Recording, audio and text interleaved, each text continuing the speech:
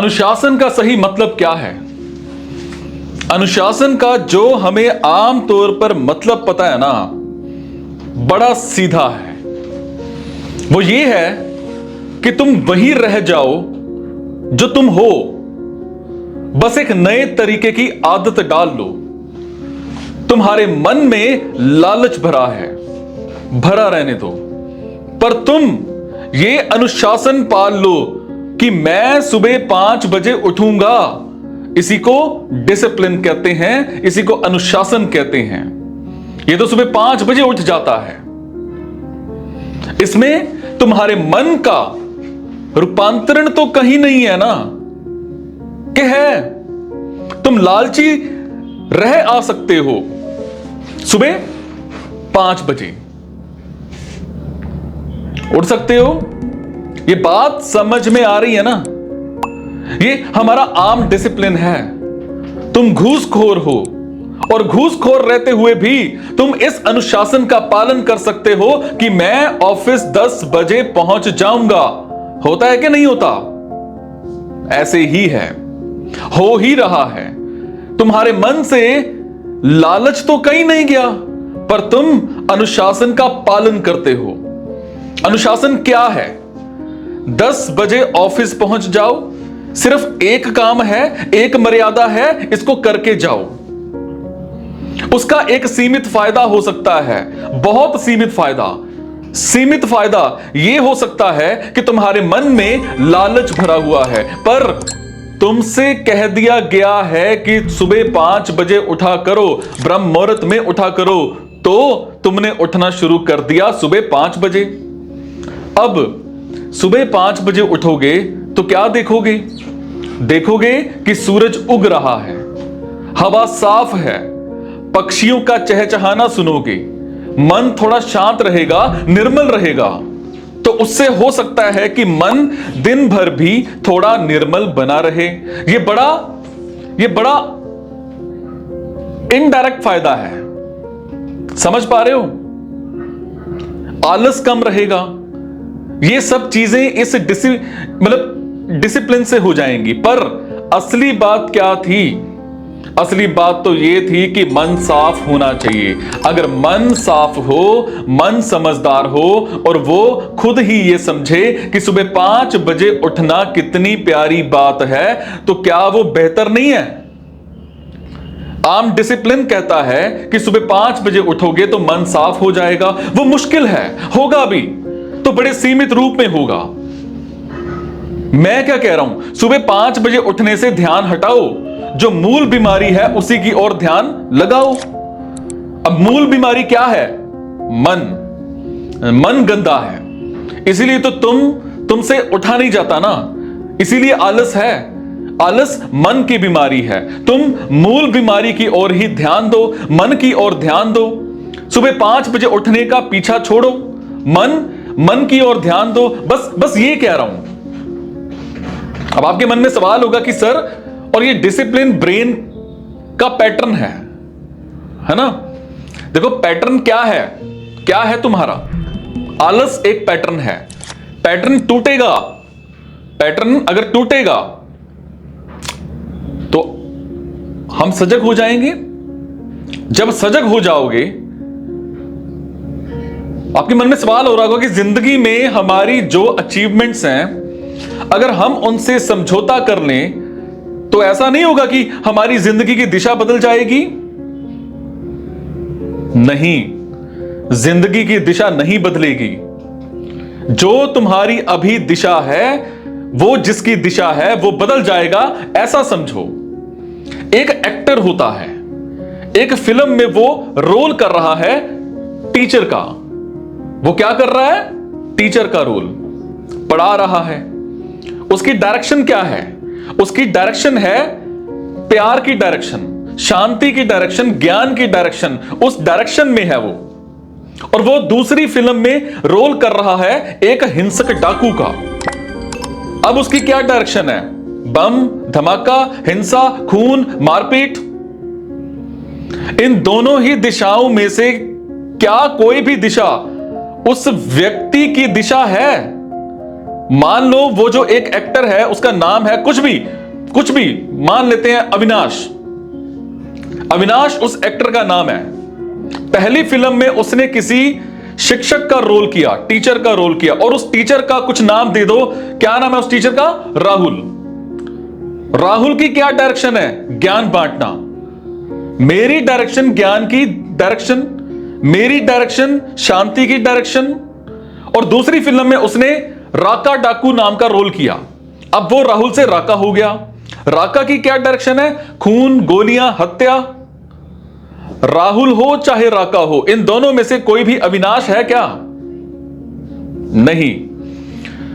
जिनको तुम अपनी डायरेक्शन कहते हो, तुम्हारी डायरेक्शन है नहीं ना वो डायरेक्शन जो चरित्र अभिनीत कर रहे हो उसकी डायरेक्शन है, और वो डायरेक्शन नकली है कि कैरेक्टर असली है।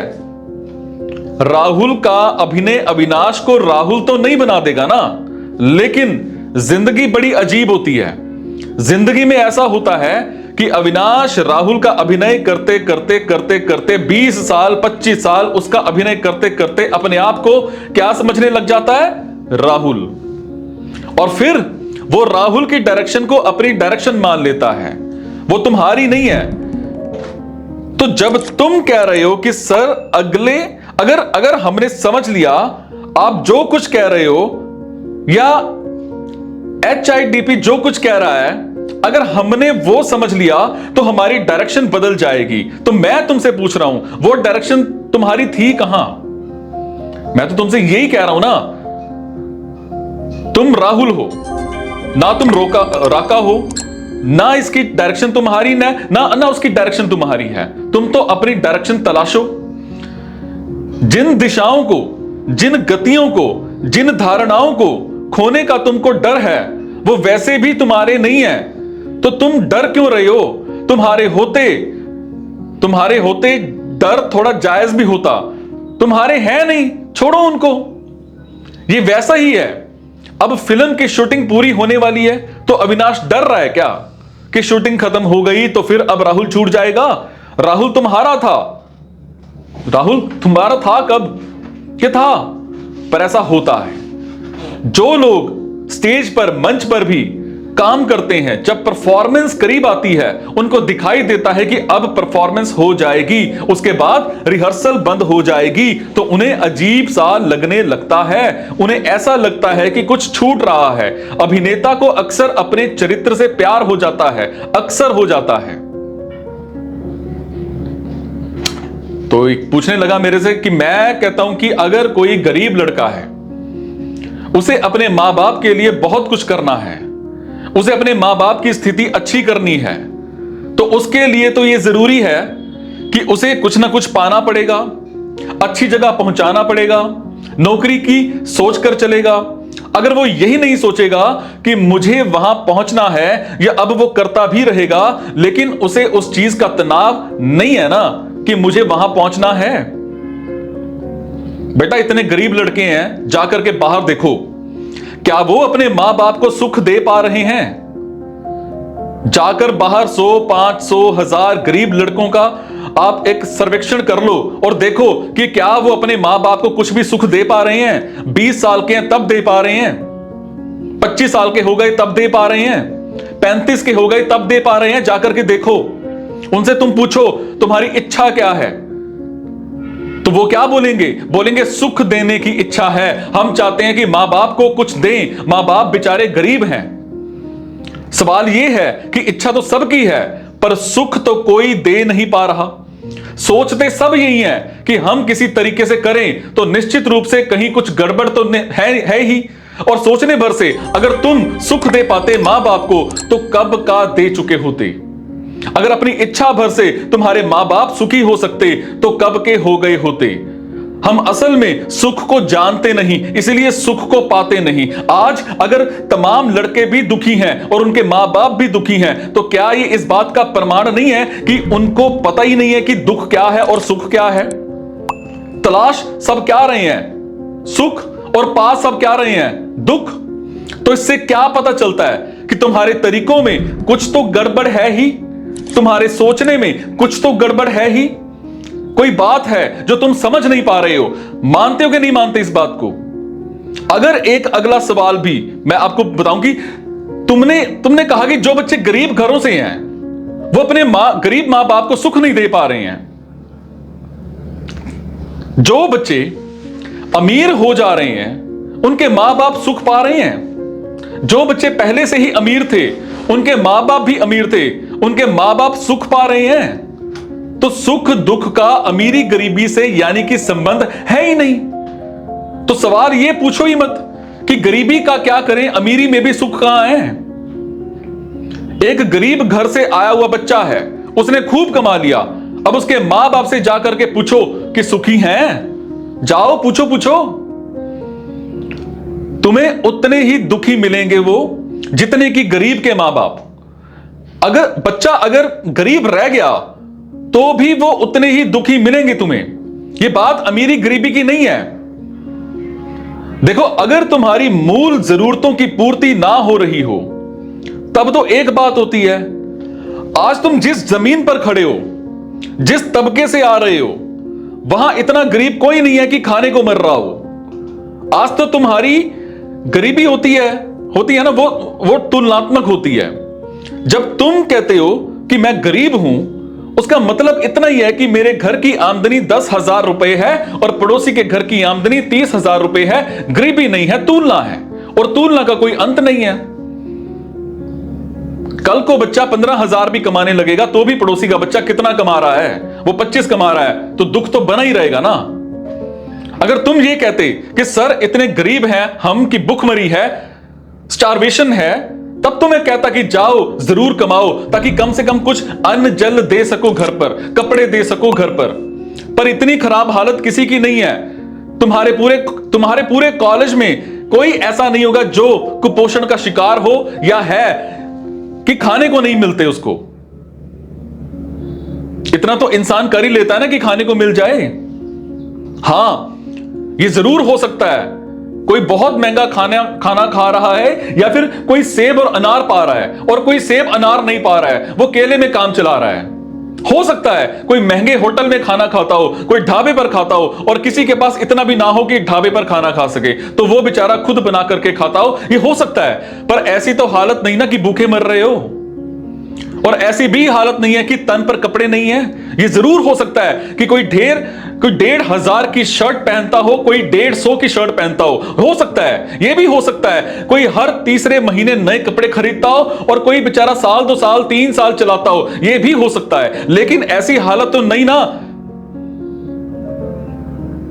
कि इंस्टीट्यूट आता हो और कहता हो कि मेरे पास पहनने को शर्ट नहीं है। ऐसा तो कोई नहीं है ना।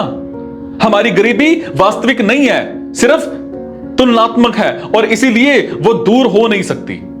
चाहे तुम ना कमाओ और चाहे तुम खूब कमाओ, स्थिति एक सी रहनी है। मैं कभी नहीं कहता हूं कि जहां पर तुम्हारी बेसिक नीड्स हैं तुम वहां पीछे हट जाओ कि मैं तो नहीं कमाऊंगा। मैं नहीं कहूंगा कि अगर तुम्हारे मां बाप ने कर्ज लिया हुआ है तो तुम उस कर्ज को ना चुकाओ, लेकिन कर्ज कितना बेटा? तुम जहां पढ़ रहे हो वहां फीस ज्यादा है ही नहीं। तुम ना तो विदेश में पढ़ रहे हो कि तुमने करोड़ों दिए हो, ना ही तुम भारत में पुणे या बेंगलोर के किसी कॉलेज में पढ़ रहे हो कि तुम्हारा बीटेक 10 या 15 लाख में हुआ हो। तुम्हारा काम तो बहुत सस्ते में चल रहा है और इतना चुकाने के लिए तुम्हें अपने आप को बेच देने की कोई जरूरत नहीं है। इतना तो तुम चुका ही लोगे। तुम महीने का 8 कमाओ, चाहे 10 कमाओ, चाहे 15 कमाओ, चाहे 20 कमाओ, धीरे धीरे तुमने एजुकेशन के लिए जो खर्च किया है वो चुका दोगे। और कोई 3 साल में चुकाएगा, किसी को 8-10 साल भी लग सकते हैं, पर चुका दोगे। ये 2-4 लाख कोई भी बड़ी चीज नहीं होते हैं। तो ये सवाल गैर जरूरी है कि सर ये पैसा हम कैसे चुकाएंगे या कि हम घर वालों के लिए क्या करें। अगर रियलिटी में घर वालों के लिए कुछ करना चाहते हो तो मैं बात करूं, बोलो बोलो, करना चाहते हो? सबकी मूल प्यास जो है वो आनंद की है। आनंद अगर ना समझो तो मैं उसे कहूंगा चैन, शांति। सबको शांति चाहिए। हम सोचते ही हैं कि पैसा मिल गया तो शांति मिल जाएगी, पर हमें पैसे के माध्यम से भी चाहिए तो शांति ही। तो तुम सीधे ही ऐसे क्यों नहीं हो जाते कि तुम्हारे माध्यम से तुम्हारे आसपास जो भी हो सबको शांति ही मिले, तुम बीच में पैसे को माध्यम क्यों बनाना चाहते हो? तुम अपने आप को ऐसा कर लो कि तुम जहां जाओ, जहां पर भी हो, तुम्हारी मौजूदगी से शांति फैले। यह असली सेवा होगी मां बाप की। अशांति रहती है क्योंकि मन में भ्रम रहते हैं, क्योंकि आंखों पर जाले रहते हैं। तुम ऐसे क्यों नहीं हो जाते कि मां बाप के मन का भ्रम दूर करो, सबके मन का भ्रम दूर करो? तुम ऐसे क्यों नहीं हो जाते कि तुम्हारी आंख साफ है तो तुम्हारे होने से तुम्हारे मां बाप की आंखें भी साफ हो जाएं? वो उनकी वास्तविक सेवा है। मां बाप की वास्तविक सेवा यह नहीं है कि तुमने जाकर के उनको पैसे दे दिए। मैं पैसे देने को मना नहीं कर रहा हूं, पैसे हो तो बेशक दो, पर मैं इतना ही कह रहा हूं कि पैसे देना बहुत काम नहीं आएगा। असली काम की बात यह है कि कुछ ऐसा करो कि उन्हें असल में शांति मिले, चैन मिले। और वो वास्तविक शांति और चैन तब तक उनकी भ्रमित धारणाएं कायम हैं, उन्हें नहीं मिलेगा। जब तक उनके मन पर उनकी कल्पनाओं का, अतीत का, कंडीशनिंग का पर्दा पड़ा हुआ है, तब तक उन्हें चैन नहीं मिलेगा। अगर तुम वास्तव में किसी से प्यार करते हो तो उसकी मदद करो कि वो अपने स्वभाव को पाले, उसकी मदद करो कि उसका मन निर्मल हो जाए। सिर्फ यही प्यार है, सिर्फ यही सेवा है, यही एक अच्छे बेटे का धर्म है।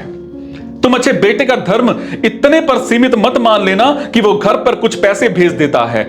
तुम नहीं भी भेजोगे तो भी काम चल जाएगा, यकीन मानो। पर कहीं और से आ सकते हैं, वो छोटी बात है। शांति कीमती चीज है, पर दे करके दिखाओ, वो असली बात है। समझे?